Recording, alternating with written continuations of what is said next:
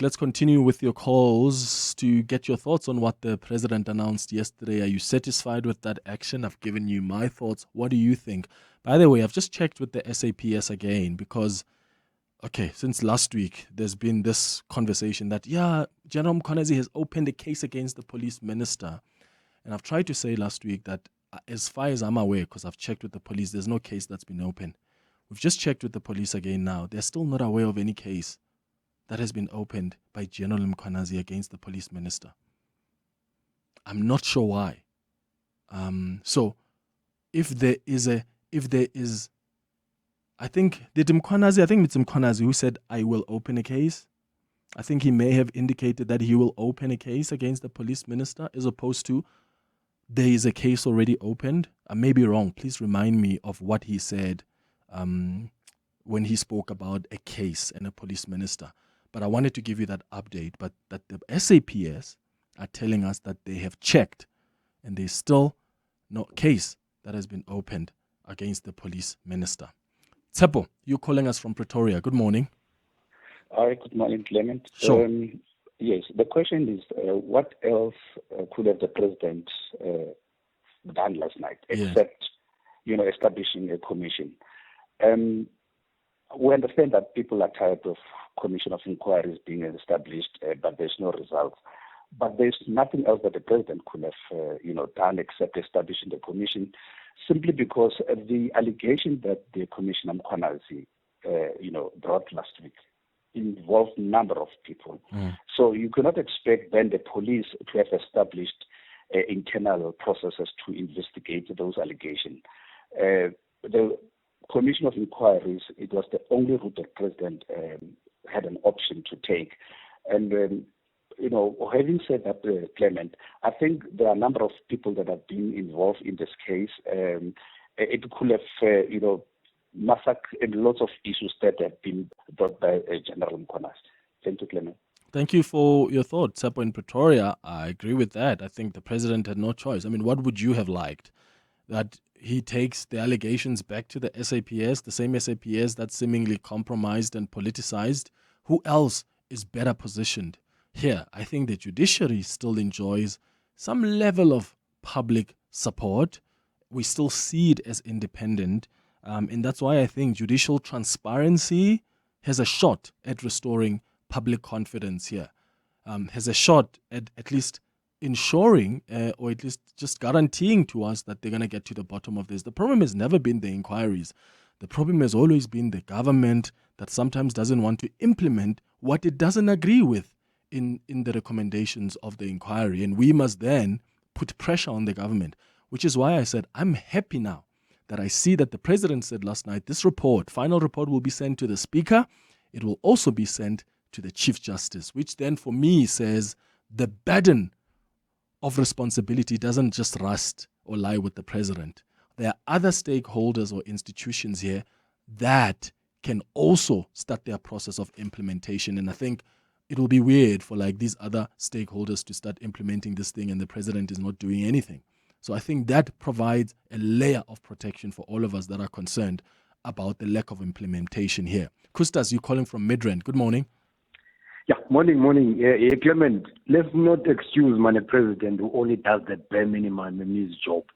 What he just announced is a bare minimum. That is not the best that he could do. The best that one could do, Clement, if me and you were to be in that position, first and foremost, we'll make sure that the dockets are secured. We'll actually tell the nation we're aware of the dockets. Masamula must secure those dockets. And two, Mkhwanazi must continue with his work. You can't have a president who does the bare minimum. And we think that's enough. It can't be enough. Why is he excluding the metropolis of Cape Town? When the drug dealers are killing each other, that place is probably the highest rate of death matters in the country. And then he excludes the metropolis of that side. So I'm suggesting that he only gives the bare minimum, not the best. That's this bare minimum. It's not something that we should appreciate. I'm very frustrated with him. Clement, why did I call? I called Clement because you said along the way Mkhwanazi must be suspended. I think you were suggesting that when the commission comes, Sidia was suspended and Mkhwanazi. Clement, we can not accept Mkhwanazi's suspension. It's a red line.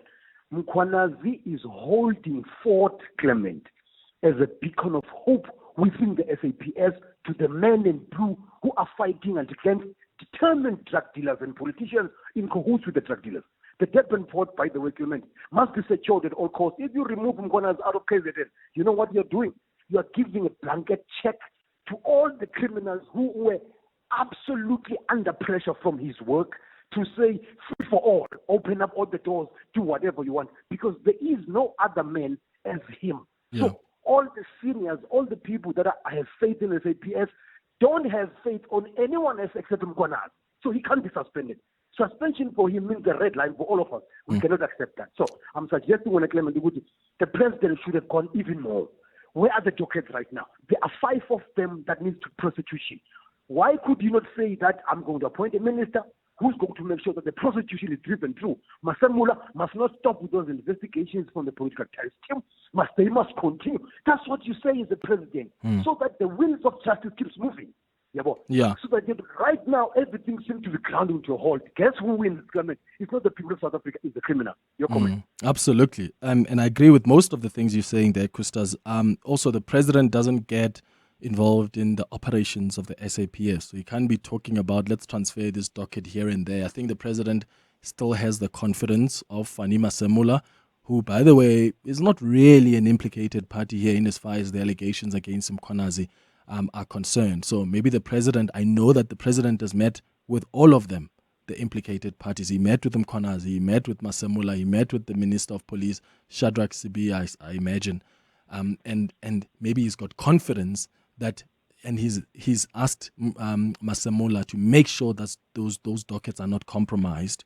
So I'm not saying that Nhlanhla Mkonazi needs to be suspended. I'm saying I'm looking forward to how the inquiry is going to maneuver that. I do think that if we're saying that every allegation has to be tested, it's going to be weird to say we only test Mkonazi's allegations and not the allegations by Shadrack Sibiya or the allegations against the police minister. Because I bet you when they get there at the Commission of Inquiry, they have got their concerns. They have got their own allegations against Mkonazi, some of which may have happened before Sunday. Are you suggesting that those must not be tested? I'm suggesting that Sibiya cannot be trusted.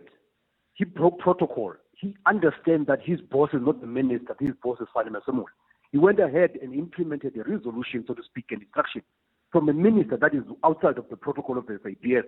So you cannot say a man who was defending himself on TV, and all of a sudden by smearing the other one, and then you take that seriously. So here's a challenge with that, Kustas. Remember, there were certain people who were supporters of the former president, Jacob Zuma. And because they were supporters of the former president, Jacob Zuma, and some people tainted them as pro-state capture, when they raise legitimate issues, we can't operate on the matter of, oh, these people were pro-Zuma, pro-state capture, therefore they can't be trusted. We've had cases like that, by the way, even in the police committees, in some of the committees in parliament, where you've got members of parliament who were pro-Zuma, wire. And when they were trying to raise legitimate concerns, there was a campaign in the media by some people that, no, those people must not be taken seriously because they can't be trusted. I have a problem with that viewpoint, Kustas. Because what you are suggesting then is that, oh, Mkonazi has made these allegations. And because Shadrack Sibiya has, which I agree with you, that there was clearly here a breaking of protocol. Because if the National Police Commissioner doesn't have a signature on a letter that disbands the task team, then who did you talk to? So I agree there. And he better be held accountable for that. But because he comes back and says, but I've raised issues that this person has never wanted to arrest, aka murderers, why would you operate on the basis of, well, he can't be trusted? Well, Clement, I think before me make this a dialogue, a point of concern to me is that General Sibiya has not raised these issues like General Mkonazi is. So in short, then you put it this way: he's on the back foot, he's on the defensive, he has done wrong, he's implicated. What is the best way to react to that? Is to implicate the other guy in return. So, but for now, let's just, as you rightly pointed out, I agree with you as well. Let's wait and see. But do you know that General Sibiya may say to the inquiry that I have raised issues about the failure to arrest aka murderers even before that briefing on Sunday? Do you understand that that's a possibility? That's a possibility. So do And I think that you understand that the police minister as well may say that I have raised concerns about the mismanagement of funds in this political task team that was being convened or overseen by the KZN commissioner even before that press conference on Sunday. And if you agree that that may exist, then I go back to my question. Why then would you not want those allegations to be tested? And if on your example, whoever has the allegations that has got to be tested, then those people must be suspended pending the outcome of the inquiry. Then how do we justify that one person who also has allegations against them that were made before he even held a press conference, then let's not test those. In fact, let's keep him in the job while others get suspended. How do you justify that as fair? My final point then, Clement, to you, my justification would be is that the minister and CBA had an ample opportunity to stand up and talk last year or the year before, aka was 20s. What year? Why were you quiet all along? Now that all of a sudden you are being accused, then you come to the fore. However, we will not have an answer to that. But or maybe they'll say to you, we were dealing with it internally. Like, do you know IDEC? Do you know IDEC may be investigating the General Mkhwanazi? What if they've dealt with it internally? They have actually complained internally. They didn't just want to have a press conference like Mkhwanazi did. Well, in that case, when Clement, then the National Commission, by the way, we would have known about that, for starters. How? We would have known. So, news leaks. So we would have known about that a long time ago. When Mkhwanazi started to be a shining star, nobody came with zero allegations against him. No, so not every news leak. Now, when the guy is doing a good job, trying to clean up the SAPS, all of a sudden, all these allegations are starting to rise up. Yeah. For me, that's Bell Pottinger version 2. But let me leave it at Clement. Yeah. Kustas, last one quickly though. Do you think Mkhwanazi is going to come with the evidence of the judiciary being infiltrated? Because here's my concern. And again, you know my views about Mkhwanazi. I think he's probably the best police commissioner we have in this country. I think he's been doing an incredible work in KZN. Nobody can argue. Even Sibia himself acknowledges that. But I'm sorry, I don't think they are just holy cows where I think some people are perfect. And I don't think Mkhwanazi himself is perfect, by the way. And I do think that you've got a point. Maybe he is being targeted here because he's cleaning up the SAPS. That's a possibility. But here's what I would love to see from him. I would love to see him come and raise the evidence of judicial interference, because for me, that's even my biggest worry, Kustas, because I've seen the stuff about the police, and I do think the police minister is not going to survive this one because he probably took a unilateral decision without consulting with people around the task team. I do think that the fact that there's a Mkhotsi guy who's talking about meetings, Nabo Sibi and Nabo Banbani, that's a big problem. But my biggest worry is there's a claim here that's been made and we've not seen the evidence of it. You said there's an infiltration in the judiciary. I would love to see General Mkhwanazi come there and say, here's the evidence I have. Because the judiciary released a statement last week. The Chief Justice said, please lay a complaint. Tell us who are the judges so that we can start our investigation. He still hasn't. The police are saying this person has said something about the police minister, and yet there's still no case. Where are the cases? Where are the complaints? So that we don't just operate from a basis of just a press briefing. Clement, here's my final parting shot to answer to your question. One of the magistrate decisions to grant bail, Clement, particularly on these investigations on the police, there's a lot of shenanigans going on within the judiciary. The judge that gave Upushiri a bail to leave the country, that judge here, I would tell. But let's work on evidence. Let's work on evidence, because you and I, otherwise, we're going to go on a deep hole where we make assumptions about judges' decisions and trying to link them to criminality. We're talking evidence here. Because if I say on air, the judiciary is infiltrated, I know that for sure. We have uncovered this. What would you expect from me?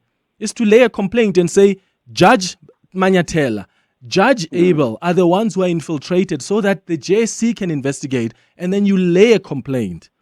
I'm sorry, you don't make a serious allegation like that and you just put it out there to cause fire. You don't provide the evidence. Not on a serious allegation like that. So at the very least, can we agree that at the inquiry, the onus is on him to provide that evidence? And if he doesn't, we must ask him serious questions about why he would say something like that without providing evidence.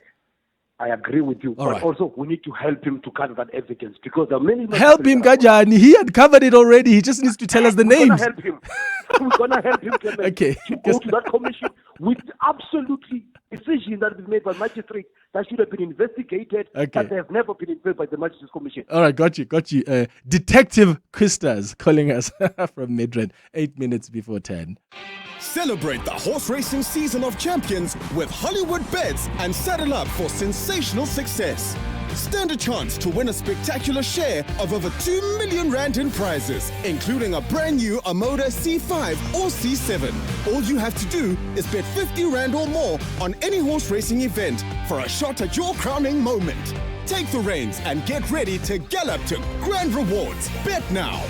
T's and C's apply. Hollywood Sportsbook is a licensed betting operator. Hollywood Bets supports responsible gambling. No persons under the age of 18 years are permitted to gamble. Winners know when to stop. South African Responsible Gambling Foundation toll-free counselling line 0800 006 008 or WhatsApp HELP to 076 675 0710. Get ready to fill your stride with a delicious cup of Milo at 702 Walk the Talk, packed with 6 vitamins and 3 minerals to help power your walk from start to finish. Swing by the Milo van for a tasty boost and experience the same energy that fuels South Africa's future champs every day. Milo, energy to go further. To live wealthier, you need to be able to grow your assets. At Standard Bank Private, you get a team of internationally acclaimed financial experts to advise you on local and global investment strategies. Plus, being with a leader in home loans, you can start expanding your property portfolio. So, come live wealthier with Africa's best private bank. Apply online at standardbank.co.za. Standard Bank is an authorized FSP and registered credit provider. T's and C's apply.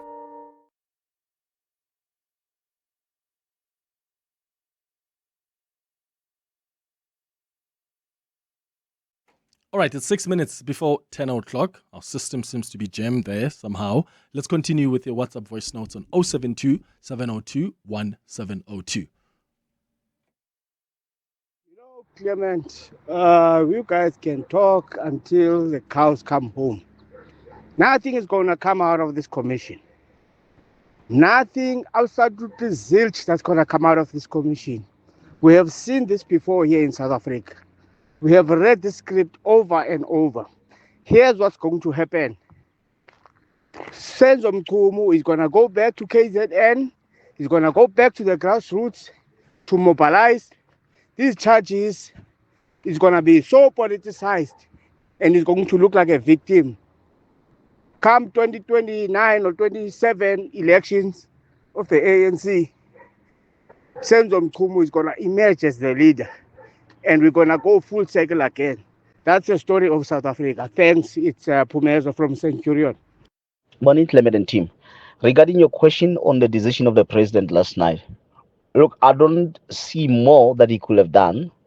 And I understand that he was really trying to be very careful by placing the minister on leave of absence. Because to be honest, what more he could have done, what drastic actions he could have taken in the absence of proven evidence. So he had to do what he had to do. It's fine. The minister is no longer in the helm. And it's going to really allow the investigation to flow, I believe, freely. But on the decision of the inquiry, we are fatigued, like you're saying, and we have lost faith in the inquiries because how many inquiries were done in the country and were actioned on? You see, if the president had actioned the recent one, we're talking of the state capture, and we have seen people, in orange overalls, especially the senior people, then we will applaud or welcome the decision of the inquiry. But over and above that, what else can be done? What else can be done? We just have to wait and see. Morning, Clement and your team. To those, Clement, who are accusing the president for not having a backbone, do they expected the president to just fire Mkunu by just hearsay, Clement, without even testing the allegation? I think the move to suspend him is very, very welcome to the certain quarters. Only some certain people who think otherwise, but I strongly believe and have a trust with this president that we have. Thank you.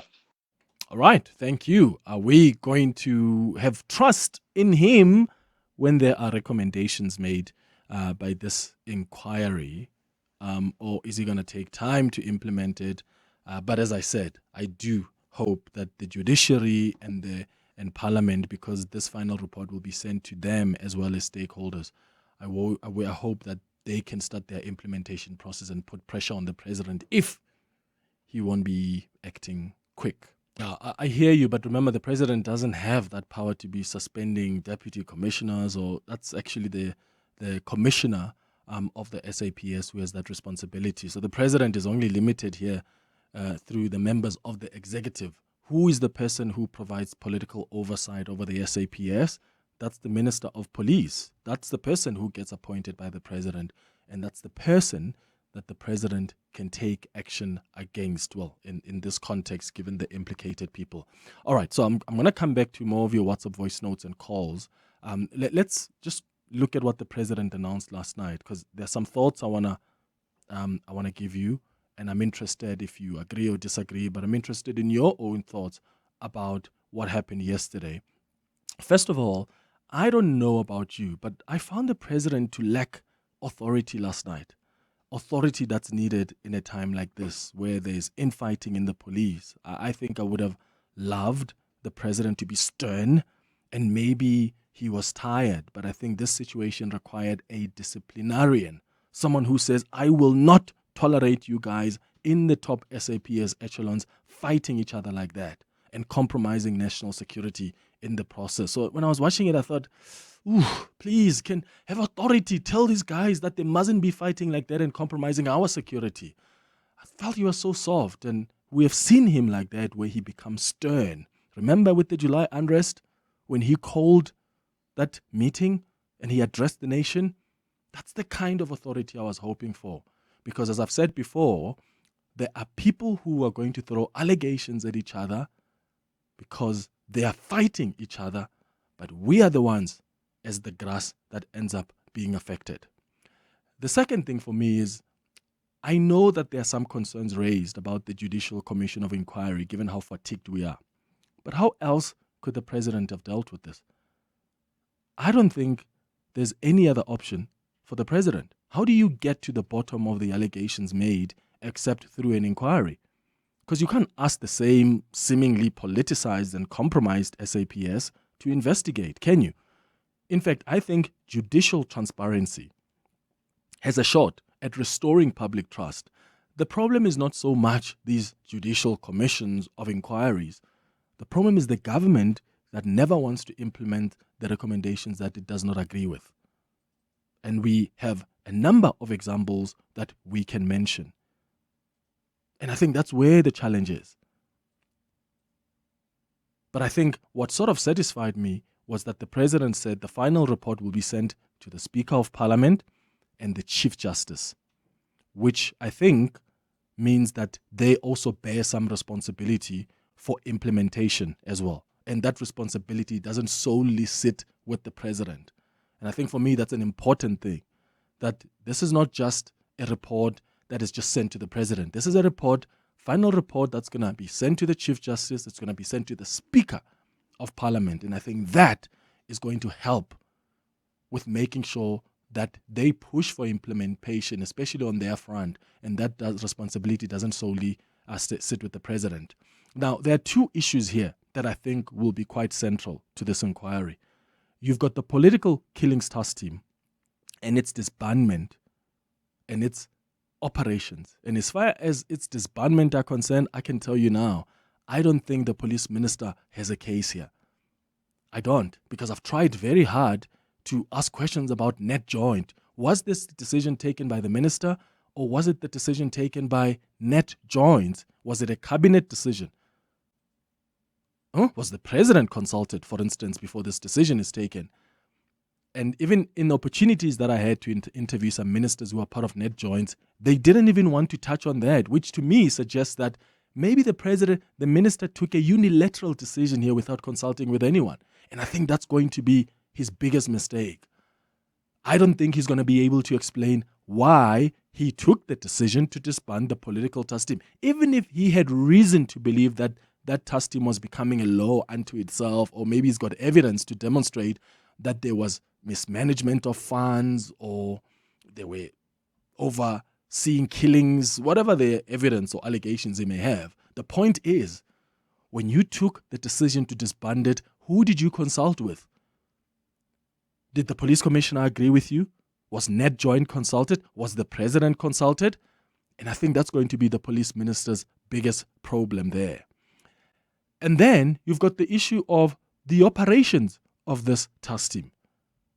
You've got the issue of the criminals or business people having influence on top SAPS officials and then doing their bidding, and the issue of investigations that have been suppressed.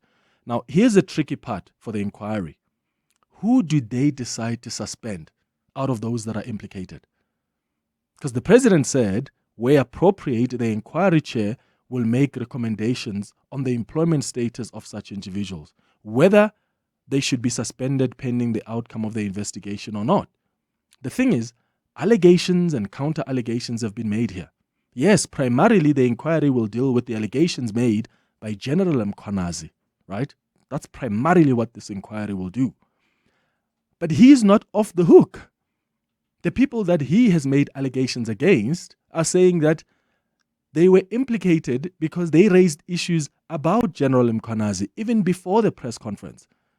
And these are issues that they say have been raised way before, and they believe that he held that press briefing because he was trying to preempt either an investigation of sorts or a possible arrest. We don't know that. Maybe they're just telling lies themselves to protect themselves. But if that's the case, those allegations also need to be tested. If they make those allegations under oath, if they make those allegations at this inquiry, they've got to be tested. Is IDEC investigating? Have they been investigating General Mkhwanazi? And what are they investigating? Is IPID investigating the issue of extrajudicial killings? And what's the basis of that investigation? Is it trumped up charges or not? So these are the questions that the inquiry will need to test. But are people going to be happy with the decision the inquiry takes? If the inquiry says, Shadrach Sibiya, just take some time off while we investigate. General Mkhwanazi, take some time off while we investigate. Is that something you're going to be satisfied with? Or will you be able to justify that? Allow everybody to stay on their jobs while their issues are being investigated.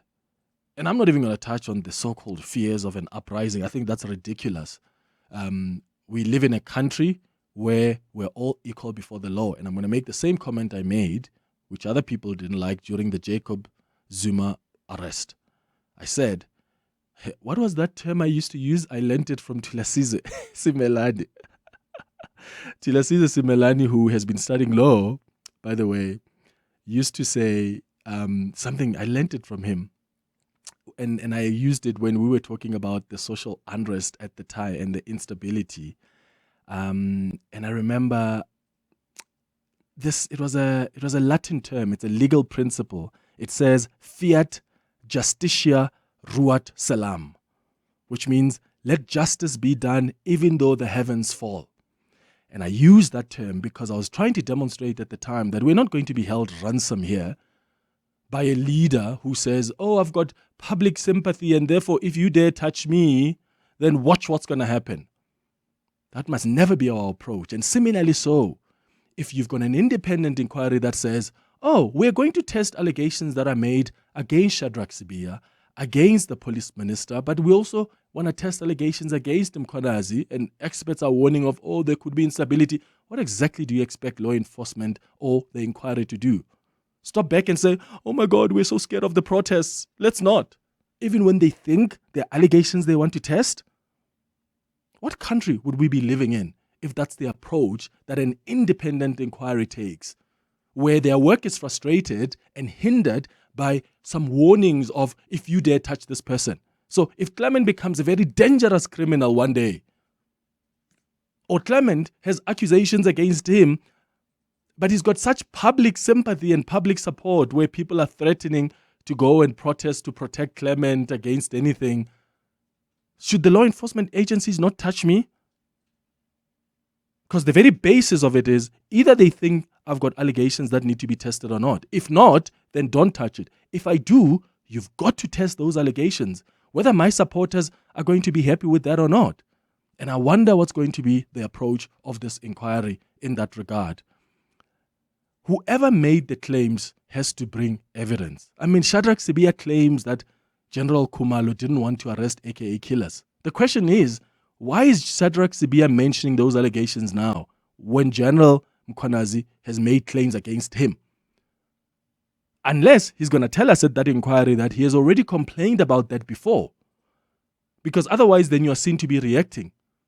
And General Sibiya must be able to come to that inquiry and give evidence and say, here's the evidence to show you that Mkhwanazi didn't want to arrest the AKA murderers, and this is why. Equally so, General Mkhwanazi made a serious claim. I mean, some of the claims he's managed to sort of prove in a way through the text messages to just show the link between the criminals or people who are outside the SAPS with those that are in the top echelons of the police.